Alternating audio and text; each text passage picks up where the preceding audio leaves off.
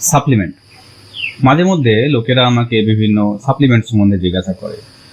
রোগা হতে চায়, ব্লাড প্রেশার কম করতে চায়, সুগার আছে সেটা কন্ট্রোল করতে চায়, কোন সাপ্লিমেন্টটা ভালো হবে? কোনোটাই নয়। আজকাল ইনস্টাগ্রাম, ফেসবুক, এতে এত এত ইনফ্লুয়েন্সার, যার মধ্যে কিছু কিছু ক্ষেত্রে কিছু কিছু ডাক্তার এবং প্রপার ডায়েটিশিয়ানও আছে। তারা যা খুশি তাই সাপ্লিমেন্ট র্যান্ডামলি সাজেস্ট করে যাচ্ছে। কেউ ম্যাগনেসিয়াম, মেলানিন, এই সেই,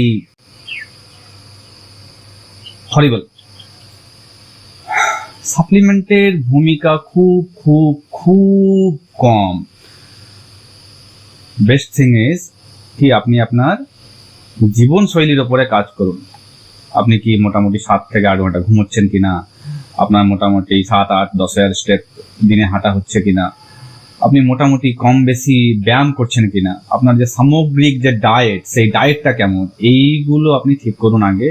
আপনি অনেক ভালো ফল পাবেন। সাপ্লিমেন্ট খোঁজা বন্ধ করুন। কোনো সাপ্লিমেন্ট কোনো ম্যাজিক্যাল লাভ দেবে না। আমি সাধারণত প্রোটিন সাপ্লিমেন্ট রেকমেন্ড করি খাওয়ার জন্য, কিন্তু সেই প্রোটিনের ভূমিকাও কিন্তু মানে in a grand scheme of things এমন বিরাট কিছু নয়। আমি যে আগে যে লাইফস্টাইলের কথাগুলো বললাম, সেই লাইফস্টাইল আপনাকে যে লাভ দেবে, যে ইমপ্রুভমেন্ট করবে, সেটা আর কোনো কিছুতেই হবে না।